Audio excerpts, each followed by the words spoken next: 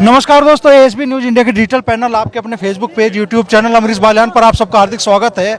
अभिनंदन है। मुजफ्फरनगर में आज चंद्रशेखर आजाद जी ने अपने प्रत्याशी जाहिद हुसैन के समर्थन में चुनाव प्रचार का शंखनाद कर दिया।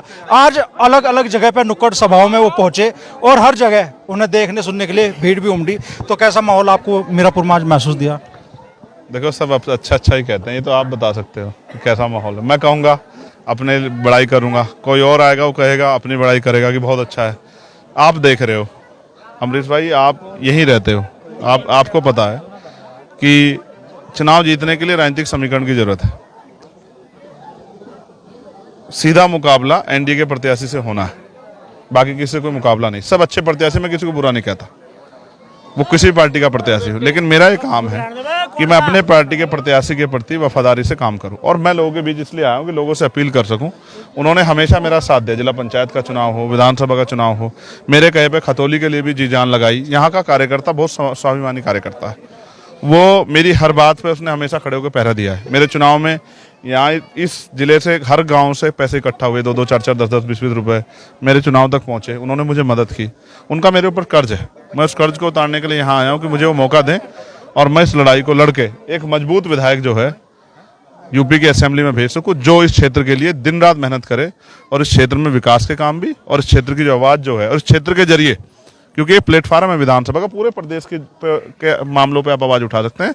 तो जो भी प्रदेश में इस समय जुल्म हो रहा है, चाहे बहराइच का मामला, आपने देखा बहराइच की पोल खुल रही है कि किस तरह सत्ता के इशारों पर भाजपा के लोगों ने उस घटना को अंजाम दिया, और जिसका, और खुद वहां के विधायक कह रहे हैं, जिसका खामियाजा जनता को भुगतना पड़ रहा है। ये जो निजी स्वार्थों के लिए इस तरह की सांप्रदायिकता को बढ़ावा देने का जो काम है, इसको वोट की चोट से जनता इस बार सबक सिखाएगी। हमारी सीधी लड़ाई यहाँ एनडीए से, और हम कोशिश करेंगे कि जिस तरह हमने वहां 1.5 लाख से ज्यादा मतों से वोट चुनाव जो है एनडीए को हरा के भेजा, यहाँ भी हम 30,000 से ज्यादा मतों से ये चुनाव जीत कर जाएंगे। आजाद समाज पार्टी जीतेगी, मेरा भरोसा है। लक्ष्य तय कर दिया कितने वोटों के अंतर से जीत? तो आपको बताया, कैलकुलेशन के आधार पे अगर बंटवारा कम हुआ तो 30,000 जीतेंगे, अगर बंटवारा कम हुआ और ना हुआ तो 50,000 जीतेंगे। अच्छा, बुढ़ाना के बाद, बहराइच के बाद बुढ़ाना में भी एक बवाल हुआ, हजारों की तादाद में लोग सड़कों पे उतरे और बड़ी कार्रवाई भी हो रही है, क्या कहना चाहिए? सवाल ये है, आपने वो एक वीडियो देखी है, जो पथराव हुआ मैं उसको गलत मानता हूं, मैं उसका समर्थन नहीं करूंगा। गलत का समर्थन करना अपने आप को गलत के साथ खड़ा करना। जिसने टिप्पणी की उसने गलत किया, जिन्होंने पथराव किया उन्होंने गलत किया, कानून को अपने हाथ में लेना। लेकिन इसकी आड़ में अगर एक बहुत बड़े समुदाय पर जुल्म करके आप डराना चाहते हो, ये गलत है। मैं अभी सभी अधिकारियों से बात करूंगा जो हिंसा में शामिल हैं, उनके वो वीडियो में भी दिख रहे हैं, 12, 15, 16 लोग हैं, 19 लोग आपने जेल भेज दिए। अब अगर सत्ता के दबाव में पूरा जिला जेल भेज दो, आप बता दो, हम चलेंगे जेल इनके साथ। आप तारीख तय कर दो, जिस तरह आप नाम बढ़ा रहे हो, मेरा नाम बढ़ा दो उसमें, चंद्रशेखर आजाद का लिखो कि चंद्रशेखर आजाद भी वहीं था, और भेज दो जेल, और हम चले जाएंगे जेल, हमें आदत है।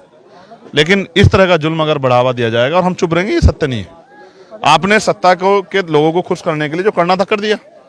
अब इस जुल्म को रोके, एडमिनिस्ट्रेशन से, पुलिस से मेरी ये निवेदन है, अगर वो जुल्म नहीं रोकेंगे तो फिर जुल्म का मुकाबला जैसे किया जाता है ऐसे होगा।